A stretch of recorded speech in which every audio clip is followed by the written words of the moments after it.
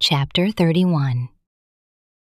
Watching for riches consumeth the flesh, and the care thereof driveth away sleep. Watching care will not let a man slumber, as a sore disease breaketh sleep. The rich hath great labor in gathering riches together, and when he resteth, he is filled with his delicates. The poor laboreth in his poor estate, and when he leaveth off, he is still needy. He that loveth gold shall not be justified, and he that followeth corruption shall have enough thereof. Gold hath been the ruin of many, and their destruction was present. It is a stumbling block unto them that sacrifice unto it, and every fool shall be taken therewith. Blessed is the rich that is found without blemish, and hath not gone after gold. Who is he? And we will call him blessed, for wonderful things hath he done among his people. Who hath been tried thereby, and found perfect? Then let him glory. Who might offend, and hath not offended? Or done evil, and hath not done it? His goods shall be established, and the congregation shall declare his alms. If thou sit at a bountiful table, be not greedy upon it, and say not, there is much meat on it. Remember that a wicked eye is an evil thing, and what is created more wicked than an eye? Therefore it weepeth upon every occasion. Stretch not thine hand whithersoever it looketh, and thrust it not with him into the dish. Judge not thy neighbor by thyself, and be discreet in every point. Eat as it becometh a man, those things which are set before thee, and devour note, lest thou be hated. Leave off first for manner's sake, and be not unsatiable, lest thou offend. When thou sittest among many, reach not thine hand out first of all. A very little is sufficient for a man well nurtured, and he fetcheth not his wind short upon his bed. Sound sleep cometh of moderate eating. He riseth early, and his wits are with him. But the pain of watching, and choler, and pangs of the belly are with an unsatiable man. And if thou hast been forced to eat, arise, go forth, vomit, and thou shalt have rest. My son, hear me, and despise me not, and at the last thou shalt find as I told thee, in all thy works be quick, so shall there no sickness come unto thee. Whoso is liberal of his meat, men shall speak well of him, and the report of his good housekeeping will be believed. But against him that is a niggard of his meat, the whole city shall murmur, and the testimonies of his niggardness shall not be doubted of. Shew not thy valiantness in wine, for wine hath destroyed many. The furnace proveth the edge by dipping, so doth wine the hearts of the proud by drunkenness. Wine is as good as life to a man, if it be drunk moderately. What life is then to a man that is without wine? For it was made to make men glad. Wine measurably drunk and in season bringeth gladness of the heart, and cheerfulness of the mind.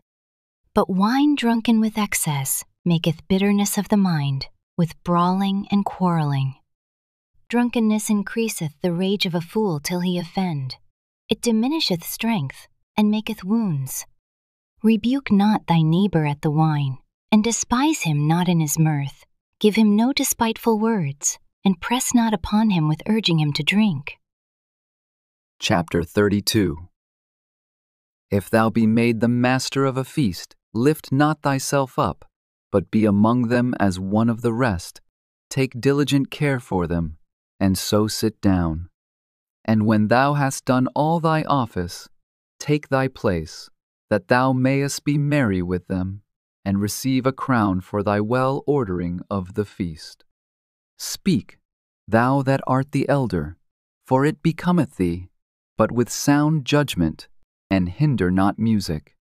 Pour not out words where there is a musician, and shew not forth wisdom out of time. A concert of music in a banquet of wine is as a signet of carbuncle set in gold. As a signet of an emerald set in a work of gold, so is the melody of music with pleasant wine. Speak, young man, if there be need of thee, and yet scarcely when thou art twice asked. Let thy speech be short, comprehending much in few words. Be as one that knoweth and yet holdeth his tongue. If thou be among great men, make not thyself equal with them, and when ancient men are in place, use not many words.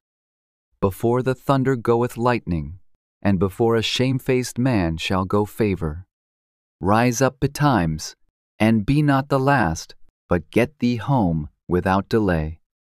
There take thy pastime, and do what thou wilt, but sin not by proud speech. And for these things bless him that made thee, and hath replenished thee with his good things.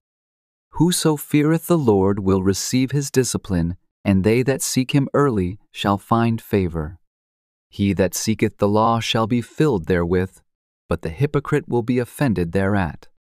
They that fear the Lord shall find judgment, and shall kindle justice as a light. A sinful man will not be reproved, but findeth an excuse according to his will. A man of counsel will be considerate, but a strange and proud man is not daunted with fear, even when of himself he hath done without counsel. Do nothing without advice, and when thou hast once done, repent not. Go not in a way wherein thou mayest fall, and stumble not among the stones. Be not confident in a plain way, and beware of thine own children. In every good work trust thy own soul, for this is the keeping of the commandments. He that believeth in the Lord taketh heed to the commandment, and he that trusteth in him shall fare never the worse. Chapter 33. There shall no evil happen unto him that feareth the Lord, but in temptation even again he will deliver him. A wise man hateth not the law, but he that is an hypocrite therein is as a ship in a storm. A man of understanding trusteth in the law, and the law is faithful unto him as an oracle. Prepare what to say, and so thou shalt be heard, and bind up instruction, and then make answer. The heart of the foolish is like a cartwheel, and his thoughts are like a rolling axle-tree. A stallion horse is as a mocking friend. He neigeth under every one that sitteth upon him. Why doth one day excel another, when as all the light of every day in the year is of the sun? By the knowledge of the Lord they were distinguished, and he altered seasons and feasts. Some of them hath he made high days, and hallowed them, and some of them hath he made ordinary days. And all men are from the ground, and Adam was created of earth. In much knowledge the Lord hath divided them, and made their ways diverse. Some of them hath he blessed and exalted, and some of them he sanctified, and set near himself. But some of them hath he cursed and brought low, and turned out of their places. As the clay is in the potter's hand, to fashion it at his pleasure, so man is in the hand of him that made him, to render to them as liketh him best. Good is set against evil, and life against death. So is the godly against the sinner, and the sinner against the godly. So look upon all the works of the Most High, and there are 2 and 2, one against another. I waked up last of all as one that gathereth after the grape-gatherers. By the blessing of the Lord I profited, and tread my winepress, like a gatherer of grapes. Consider that I labored not for myself only, but for all them that seek learning. Hear me, O ye great men of the people, and hearken with your ears, ye rulers of the congregation. Give not thy son and wife, thy brother and friend, power over thee while thou livest, and give not thy goods to another, lest it repent thee, and thou entreat for the same again. As long as thou livest and hast breath in thee, give not thyself over to any. For better it is that thy children should seek to thee, than that thou shouldest stand to their courtesy. In all thy works keep to thyself the preeminence, leave not a stain in thine honor. At the time when thou shalt end thy days and finish thy life, distribute thine inheritance.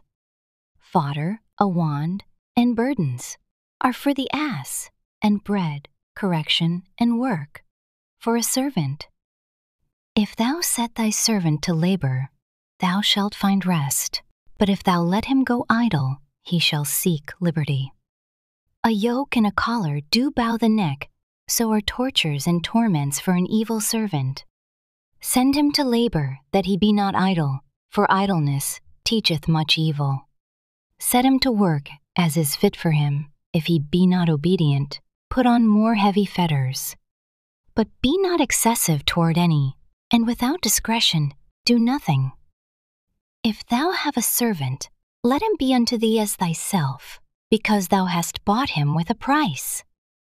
If thou have a servant, entreat him as a brother, for thou hast need of him as of thine own soul. If thou entreat him evil, and he run from thee, which way wilt thou go to seek him?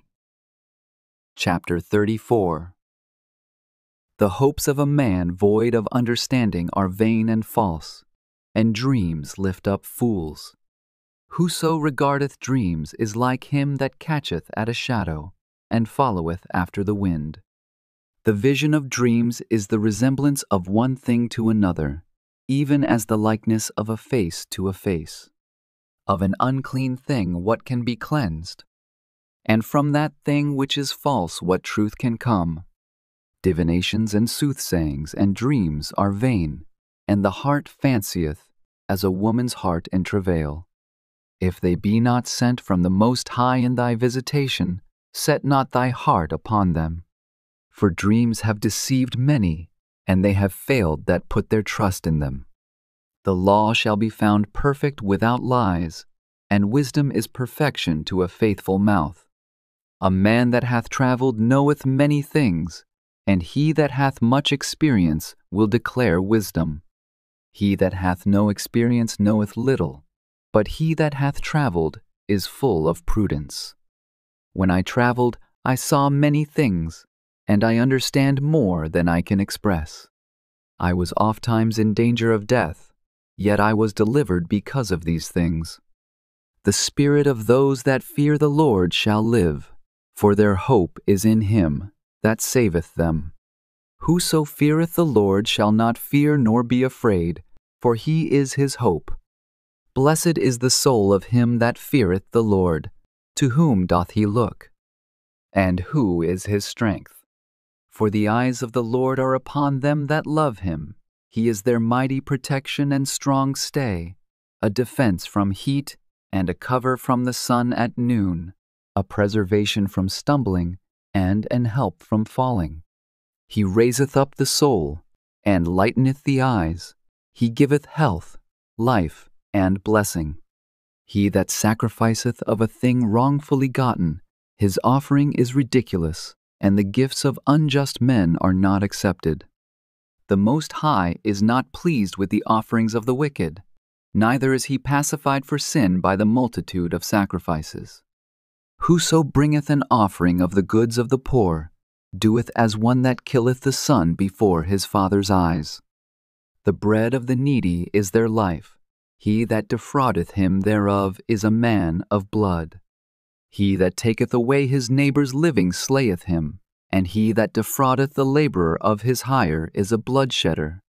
When one buildeth, and another pulleth down, what profit have they then but labor? When one prayeth, and another curseth, whose voice will the Lord hear? He that washeth himself after the touching of a dead body, if he touch it again, what availeth his washing? So is it with a man that fasteth for his sins, and goeth again, and doeth the same, who will hear his prayer. Or what doth his humbling profit him?